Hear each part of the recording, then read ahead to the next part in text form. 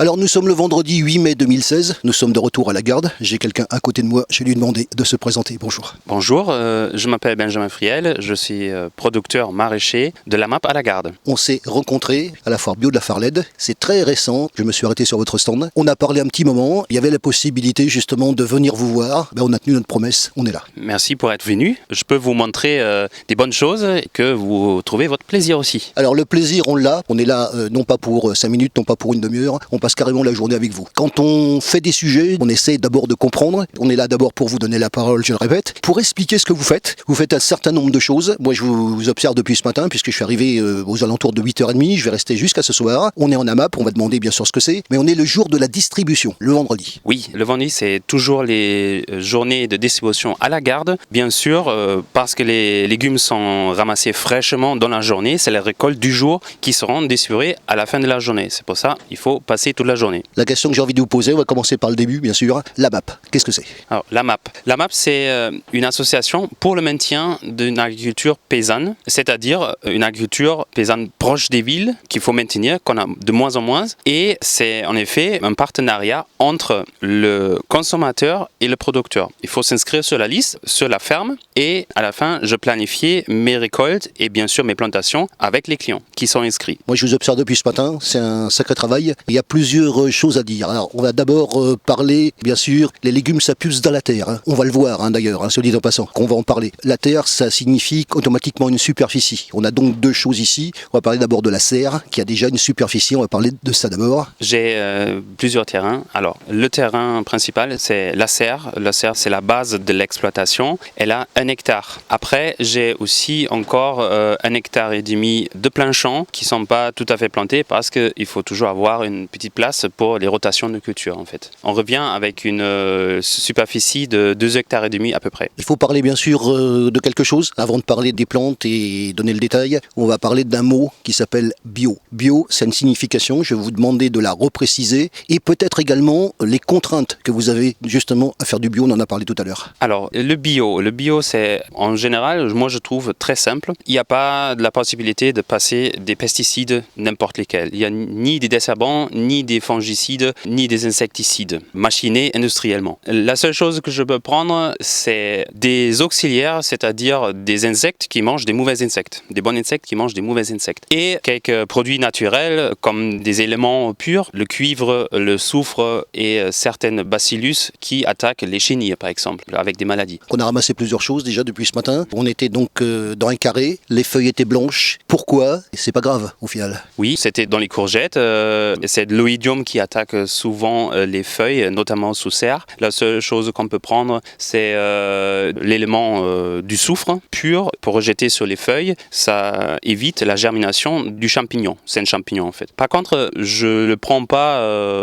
forcément parce que ça attaque uniquement les feuilles. Ça n'attaque pas les fruits. La seule chose qu'il y a, c'est les plantes se fragilisent un peu. Au bout d'un moment, il y a un peu moins de production, de rendement, bien sûr. Par contre, on plante toujours rapidement après la première série, une deuxième série. Après, les plantes ne donnent plus, ils sont radiés. On peut changer la série, en fait. Quelque chose qu'il faut dire, il faut parler des saisons. Quelquefois, notamment au supermarché, il n'y a pas de saison. On trouve des choses en hiver qu'on devrait trouver en été, inversement, etc. Vous respectez les saisons. Oui, bien sûr. Dans une AMAP, vous avez dans le panier ce qui pousse dans le champ de saison. On n'a pas des tomates en hiver, on n'a pas des fraises le mois de décembre, c'est comme ça. Par contre, on a plusieurs légumes pendant quelques mois, jusqu'à la saison se termine, que ça commence à fleurir ou que c'est plus bon à ramasser. On est dans une journée de préparation, puisque la distribution c'est ce soir. J'imagine qu'avant, ça pousse pas tout seul. Hein. Il faut déjà planter. Donc il y a un travail à faire tout le temps, je pense, qu'il faut planter et puis la suite. Dans les paniers, je propose au moins 7 différents légumes. Au moins 7 différents légumes dans le panier. Il faut avoir au moins 15 cultures au cours. Ça veut dire il y a toujours des cultures prêtes à récolter et aussi des cultures pas encore prêtes mais qui sont en train de se cultiver encore. Donc c'est souvent ça. Après ça fait bien sûr un peu plus de travail que si on ferait que 5 différents légumes ou 5 différentes variétés. C'est forcément ça. Il y a donc la plantation, le traitement j'imagine, de tout préparer pour qu'au bout d'un moment on arrive au vendredi et qu'il y ait quelque chose au bout. Oui, alors c'est un travail continu. Je suis toujours, si j'ai pas la récolte, je suis toujours en train soit à travailler la terre, je fais des tours avec le tracteur, je dois planter, je dois poser les paillages, etc. etc. Il y en a toujours des trucs à faire, monter les tomates, enlever les gourmands. Surtout sur la superficie qu'il y a, qui est énorme, quoi. C'est énormément de travail. Vous êtes combien à faire ça, justement? Je suis assez seul, sauf souvent il arrive des gens volontaires qui viennent me donner un coup de main, qui plaisantent, qui ont plaisir à toucher la terre, les légumes, etc.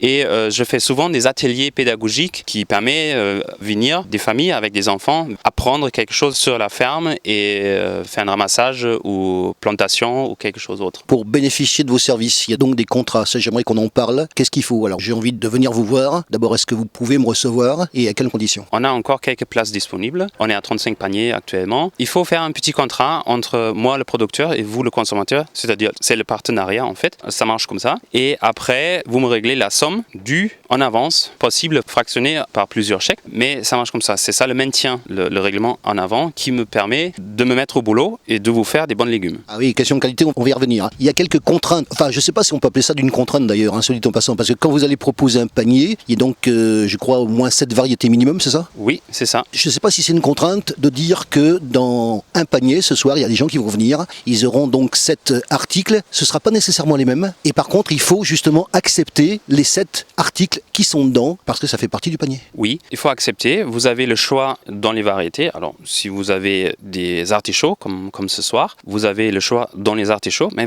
je ne vous donne pas le choix des légumes parce que ça marche par planification à l'avance, donc je ne peux pas gérer plusieurs listes de commandes ou autres. Mais si vous aimez les légumes, si vous aimez cuisiner, il n'y a aucun problème parce que vous allez vous adapter au panier. Vous allez apprendre. Aujourd'hui, il y a plein de recettes disponibles sur Internet, n'importe où. Il y a des petits bouquins partout. Ou alors même, il y a aussi souvent l'échange des recettes entre les clients même. À la distribution, vous rencontrez plein de monde. Vous pouvez demander qu'est-ce que vous avez fait avec les légumes la semaine dernière. Ils vont vous renseigner, il n'y a pas de souci. J'ai lu justement quelque chose sur Internet. On appelle ça les amapiens, c'est ça? Oui, les amapiens. C'est les clients, les adhérents à une AMAP, c'est des amapiens. Ils se connaissent entre eux, certains? Certaines, si, bien sûr, oui. Et qui viennent éventuellement vous aider dans le travail. C'est une mentalité, quoi. Oui, c'est une mentalité, c'est une action. Vous participez à quelque chose. Bah justement, vous me tendez la perche, le résultat fini. Je le dis, hein, j'ai goûté quelques petites choses, les carottes, les fraises. Le goût, il n'y a pas de mots, quoi. Ça a du goût. Hein. J'ai goûté une carotte tout à l'heure, une fraise, et je le dis franchement, hein, ça a tombé par terre, quoi. Alors, je fais bien sûr au mieux. Après, c'est un savoir-faire, mais laissez pousser les légumes naturellement, sans trop d'eau, sans les machiner industriellement. Ça aide déjà beaucoup. Une petite astuce pour amener un goût dans un fruit, c'est donner la plante le moindre possible de l'eau. C'est tout simple. On a parlé également des graines, parce que ce qu'on va donner ce soir dans les distributions, et en rappelant que vous êtes en bio, vos graines, elles viennent d'où? Elles arrivent comment? Alors, les graines, je les achète aux sémenciers français uniquement. C'est soit des gens qui vendent des sélections des variétés fabriquées par des sélectionneurs, ou alors qui sélectionnent eux-mêmes. C'est Grainvolz en Alsace et AgroSémence pour des graines entièrement bio à Aix-en-Provence. Après, dans leurs propositions, j'essaye aussi de prendre uniquement des graines, des variétés des graines qui sont bien sur ma ferme. C'est pas le cas dans chaque ferme. Chaque ferme est différente, la terre est différente partout. Donc, il faut que je trouve, c'est un travail continu chaque année, il faut que je trouve la bonne variété des courgettes, des melons, des carottes qui marchent mieux chez moi. C'est un travail en continu. Je pense que j'ai trouvé des bonnes graines et des bonnes variétés qui fournissent très bien des légumes. Alors, on va conclure, parce qu'il faut conclure, hein, même si c'est, je vous l'ai dit, terriblement intéressant pour quelqu'un qui vient vous rencontrer, passer une journée avec vous, voir le travail que vous faites et revenir dans quelles conditions nous sommes connus puisqu'on s'est rencontrés dans la foire bio de la Farled. J'en profite pour remercier bien sûr l'organisateur, Julien Guimard, parce que ça sert à ça. Ça sert aussi, mais quelque part, à vous montrer. Parce que voilà, donc quand vous faites les différents salons, ça vous permet de vous montrer. Je vais vous demander 2 choses. Qu'est-ce que vous venez faire dans les foires et quelles foires vous faites ici dans la région? Alors, je fais plusieurs foires aux plantes ou foires bio, ça dépend, ou foires du développement durable. Ça commence début avril sur la Garde. Après, je vais à Toulon, tous les week-ends en fait, le mois d'avril. La Farled, bien sûr, aussi, moi j'aime bien remercier Julien Guimard, que je connais, et on on a une bonne relation. Et après, je continue à La Valette et à la Lande des Morts sur la nature en fait. Je fais un stand de présentation, je prends des contacts pour les gens qui s'intéressent et après j'invite des gens sur la ferme. Parce que voir, c'est mieux, je les invite et après tout le monde peut décider de s'inscrire ou pas. Et ça marche très bien.